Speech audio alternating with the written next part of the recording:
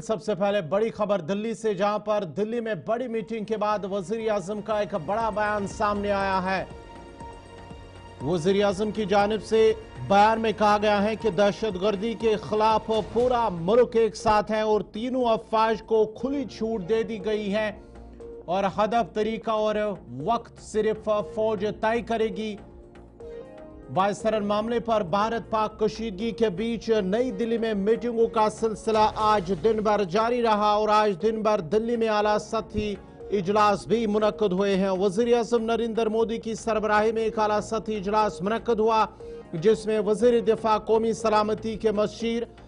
CDS मौजूद रहे हैं। इस मौके पर सलामती सूरत हाल पर तबादुल ख्याल किया गया है और इससे कबल वजारत दाखिला में भी एक आला सतही सिक्योरिटी इजलास मुनक्कद हुआ, जिसमें मुल्क की दाखिली सलामती के हवाले से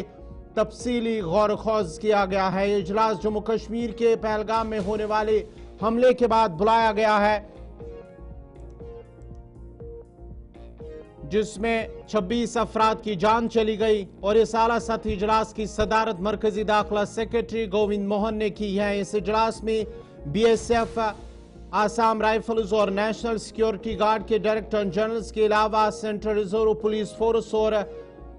सेंट्रल इंडस्ट्रियल सिक्योरिटी फोर्स के सीनियर आला अफसरान ने शिरकत की है। वज़ीर आज़म नरेंद्र मोदी की क़यादत में कल कई मीटिंगें भी शेड्यूल है, जिनमें काबीना कमेटी बराए सिक्योरिटी, जो कौमी सलामती के बारे में मुल्क का सबसे बड़ा फैसला साज इदारा है, कल सुबह 11 बजे के करीब इजलास मुनक्कद करेगा और ये पहलगाम हमले के बाद आला सतह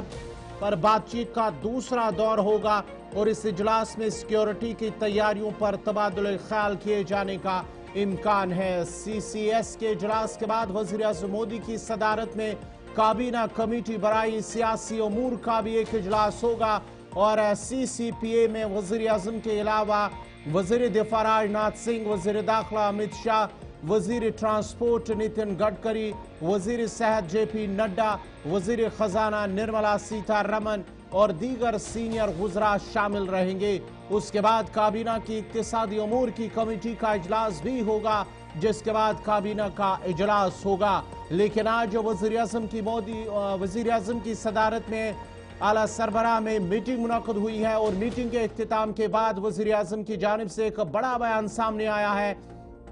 जहां उन्होंने कहा है कि दहशतगर्दी के खिलाफ पूरा मुल्क एक साथ है और तीनों अफवाज को एक खुली छूट दी गई है और ये जो भी करना होगा, जो हालात इस वक्त भारत और पाकिस्तान के दरमियान बने हुए हैं, इन तीनों अफवाज को खुली छूट दी गई है और हदफ, तरीका और वक्त फौज तय करेगी कि क्या कुछ करना होगा। इसके हवाले से फौज को खुली छूट दी गई है। उन्होंने कहा है कि दहशतगर्दी को जवाब देना पूरे मुल्क का आज़म है। ये वज़ीर आज़म की जानिब से मीटिंग के बाद उन्होंने अपना बयान जारी किया है और आला सतही मीटिंग का इजलास आज दिन भर दिल्ली के अंदर जारी रहा और कल भी एक आला सतही इजलास मुनक्कद होगा, जहां पर काबीना कमेटी बराए सिक्योरिटी की पहले मीटिंग होगी, उसके बाद ही कई मीटिंगों का दौर दिन भर जारी रहेगा।